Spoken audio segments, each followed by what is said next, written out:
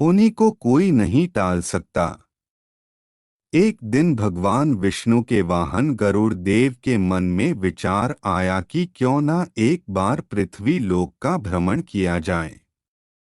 अपने भ्रमण के दौरान जब गरुड़ देव भगवान विष्णु के पाटिल पुत्र मंदिर पहुंचे तो उनकी नजर वहां के चबूतरे पर बैठे थर थर कांपते हुए एक कबूतर पर पड़ी। उसकी स्थिति देखकर उन्हें आश्चर्य हुआ कि प्रभु के मंदिर के प्रांगण में जहां किसी भी प्रकार का भय नहीं है और धूप में बैठे होने के बावजूद यह कबूतर कांप क्यों रहा है। उन्होंने उस कबूतर से कांपने का कारण पूछा तो उस कबूतर ने पहले तो उन्हें प्रणाम किया, उसके बाद कहा कि प्रभु आपके आने से कुछ समय पूर्व यमराज यहाँ आए थे। जब उनकी नज़र मुझ पर पड़ी तो मुस्कुराते हुए उन्होंने कहा कि कल सुबह सूर्योदय होते ही इस अभागे प्राणी की मृत्यु हो जाएगी। कल मेरे जीवन का आखिरी दिन है, यह जानकर भला कोई कैसे खुद पर नियंत्रण रख सकता है। इसीलिए मैं मृत्यु के भय से डर के मारे कांप रहा हूँ। मैं अभी मरना नहीं चाहता, कृपा कर मेरे प्राणों की रक्षा करें और मुझे इस मुसीबत से बचाएं।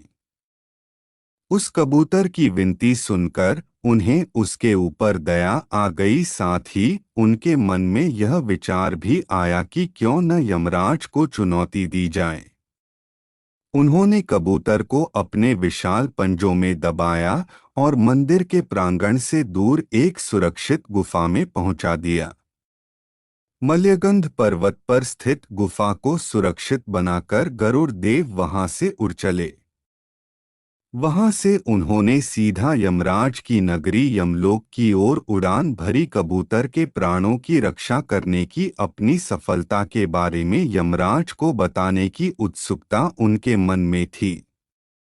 वो यमराज को यह बताना चाह रहे थे कि उन्होंने कबूतर की प्राणों की रक्षा करके उनकी योजना को विफल कर दिया है। जब यमराज को पता चला कि गरुड़ देव स्वयं यमलोक पधारे हैं तो उन्होंने उनका उचित आदर सत्कार करके आसन पर बिठाया और यमलोक आने का उद्देश्य पूछा।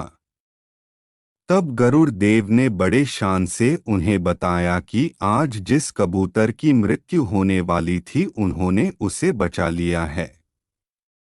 उनकी बात सुनकर यमराज मुस्कुराए और चित्रगुप्त से उस कबूतर के बारे पूछा।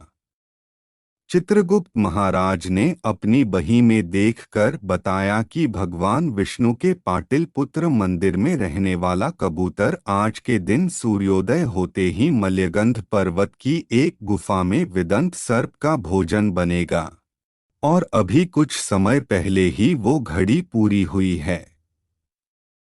यह सुनते ही गरुड़ देव के आश्चर्य का ठिकाना न रहा और वह सीधा उस गुफा में पहुंचे। वहां उन्होंने देखा कि सर्प ने उस कबूतर को खा लिया था।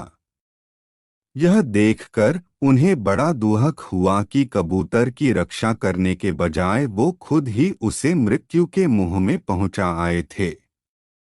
बैकुंठ लोक पहुंचकर गरुड़ देव दुखी मन से एकांत में बैठे थे। तब विष्णु भगवान ने उनकी व्यथा समझकर उन्हें समझाया कि जन्म के समय ही मृत्यु भी निर्धारित हो जाती है और विधि का विधान कोई नहीं टाल सकता है। अगर आपको हमारी वीडियो अच्छी लगी हो तो वीडियो को लाइक करिए और इसी तरह की वीडियो देखने के लिए हमारे चैनल को सब्सक्राइब करिए। धन्यवाद।